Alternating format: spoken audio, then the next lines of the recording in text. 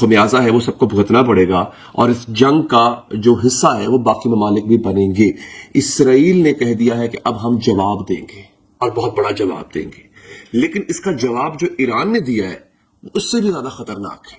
میں نے آپ سے کہا تھا کہ جنگ بہت بڑی پھیل جائے گی، اور اسرائیل ایک ایسا ملک ہے، ایک ایسا بدترین ملک ہے کہ جو ایٹم بام استعمال کرنے سے باز نہیں آئے گا۔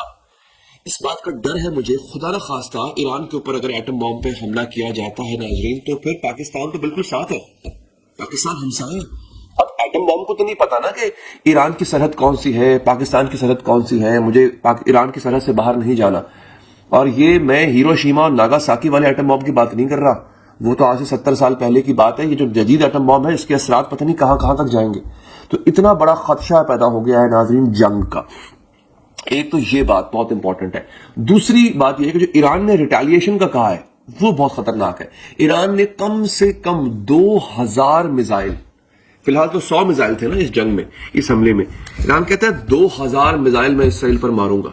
اور میرے پاس اس وقت وہ ویڈیوز موجود ہیں جس میں جب وہ میزائل گر رہے ہیں، اور وہ کیسے گرنے کے دوران بھی کچھ زمین سے ٹکرانے سے پہلے وہ پروجیکٹائل جو ہے وہ اپنی ڈائریکشن کو صحیح کر رہی ہے۔ یعنی ایرانین میزائلز کی جو ایکیوریسی ہے اس کی تعریف پوری دنیا کر رہی ہے۔ میں ٹویٹر کھول کے بیٹھا ہوں، یہاں پہ صحافی ہیں، طرح طرح کے صحافی ہیں، وہ ایرانی گائیڈڈ میزائلز کی جو پریسیجن ہے اس کی، یعنی اس کا جو بالکل اپنے نقطے پہ جا کے اس کا جو لگنا ہے اس کی تعریف کر رہے ہیں۔ ایران کہتا ہے 2000 میزائل ہمارے پاس موجود ہے جو کہ ہم اسرائیل کو ماریں گے اگر اسرائیل نے واپس پلٹ کر جواب دینے کی کوشش کی۔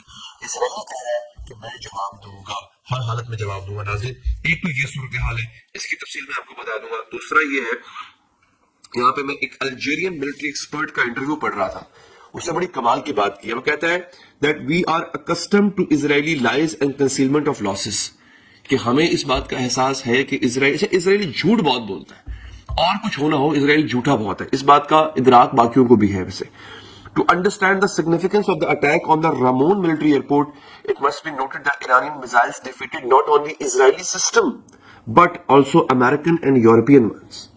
وہ ایکسپرٹ جو ہے ملٹری کے، وہ کہتے ہیں کہ ایرانیوں نے صرف اسرائیلی ڈیفنس سسٹم کو چکما نہیں دیا، یہ یاد رکھیے، ایرانی میزائلوں نے امریکی ڈیفنس سسٹم کو بھی چکما دیا، انہوں نے یورپین ڈیفنس سسٹم کو بھی چکما دیا۔ یاد رکھیے گا اسرائیل تک پہنچنے تک، اسرائیل تک اگر آپ پہنچنا چاہتے ہیں، آپ کو پہلے آپ کا سامنا جو ہے وہ یورپین سے ہوگا، پھر امریکن سے ہوگا، پھر اسرائیلی ڈیفنس سسٹم سے ہوگا، اور اس کا جو آغاز ہے وہ اسرائیل سے نہیں ہوتا، اس کا آغاز اردن سے ہو جاتا ہے۔ اردن ایک ایسا مسلمان ملک ہے جس کے بارے میں سینیٹر مشتاق جو ہے جماعت اسلامی کا، انہوں نے ٹویٹ کیا، بڑا وائرل ہوا، جو اس کا بادشاہ ہے اردن کا، اس کو انہوں نے کہا غدار ابن غدار ابن غدار۔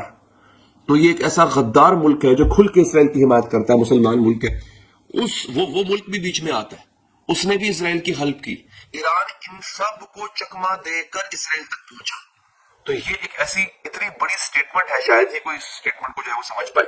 تیسرا ناظرین یہ جو بریکنگ نیوز ہے، یو این کے سیکرٹری جنرل نے، انٹونیو گٹریس ان کا نام ہے، انہوں نے اعلان اس بات کا کر دیا، دیکھیں ہوا کیا ہے، ایران کو جواز چاہیے تھا اسرائیل پر حملہ کرنے کا، وہ جواز اسرائیل نے دے دیا کہ اسرائیل نے اس کے سفارت خانے پہ حملہ کیا شام میں۔ یاد رکھیے میں پہلے بھی بتا چکا ہوں، سفارت خانہ کسی بھی ملک کا جو ہوتا ہے وہ سوورن ٹیریٹری مانا جاتا ہے، یعنی اس کا مطلب یہ ہوتا ہے کہ یہ سفارت خانہ، اگر پاکستان میں اگر ایران کا سفارت خانہ ہے تو سفارت خانے کی جو سرزمین ہے، جو اس کا جو خطہ ہے، اس کا جو علاقہ ہے سفارت خانے کا، وہ ایرانی سرزمین مانا جائے گا، وہ پاکستانی سرزمین نہیں مانا جائے گا۔ اسی طرح سے پاکستان کا سفارت خانہ جو ایران میں موجود ہے یا کسی بھی ملک میں موجود ہے، اس کا جتنے فرض میں 2 کنال پہ ہے، 4 کنال پہ، 5 کنال پہ، وہ حصہ جو ہے وہ پاکستانی علاقہ مانا جائے گا۔ اگر وہاں پر وہاں پہ ایرانی قوانین لاگو نہیں ہوں گے، اگر وہاں پہ کوئی بندہ حملہ کرتا ہے تو وہ اس ملک پہ حملہ تصور کیا جائے گا، یہ پوری دنیا میں قانون ہے ایسا۔ تو انہوں نے کہا ہے، یو این کے سیکرٹری جنرل نے کہا ہے، ان کا سٹیٹمنٹ ہے کہ diplomatic premises have immunity and Israel violated this principle by attacking the Iranian consulate. یعنی انہوں نے کہا کہ ایک تو امیونٹی حاصل ہوتا ہے، استثناء حاصل ہوتا ہے، اور جو ایرانین کاؤنسلیٹ ہے اس پہ جو حملہ ہے اسرائیل نے وہ حملہ کر کے بیسکلی ایران پر حملہ کیا ہے۔ اب ایران کے پاس اکارڈنگ ٹو انٹرنیشنل لا یہ رائٹ بنتا ہے کہ وہ رسپونڈ کرے، اور اس نے رسپونڈ کیا، یعنی یو این او نے بیسکلی ایران کی حمایت کر دی ہے۔ اور اب میں ابراہیم رئیسی کا بیان آپ کو پڑھ کے سنانے جا رہا ہوں. وہ لکھتے ہیں, جیسکن ہنکل ایک صحافی ہیں, انہوں نے ٹویٹ کیا, وہ لکھتے ہیں, if Israel wants to continue its evil operations, it will receive a response dozens of times stronger.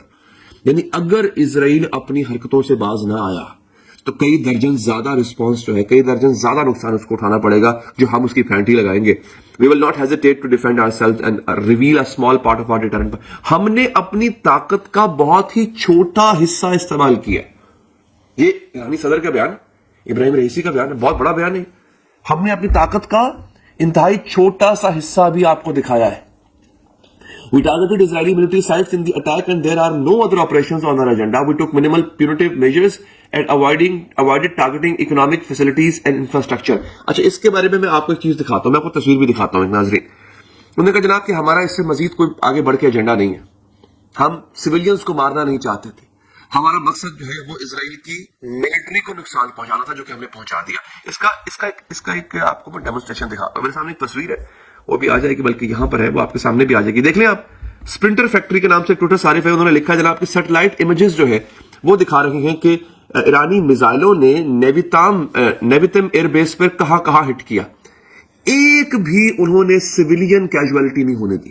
ایک عام آدمی, ایک عام اسرائیلی جو ہے اس کو نہیں مارا, ایک کو بھی نہیں مارا. انہوں نے میپ جاری کیا, انہوں نے لکھا جناب کہ اس میں کوئی سویلین کا گھر نہیں ہے, کوئی سکول نہیں ہے, کوئی سینیگوگ نہیں ہے, کوئی بیکری نہیں ہے, کوئی واٹر ٹینک نہیں ہے, کوئی جرنلسٹ نہیں ہے, کوئی ایمبولینس نہیں ہے.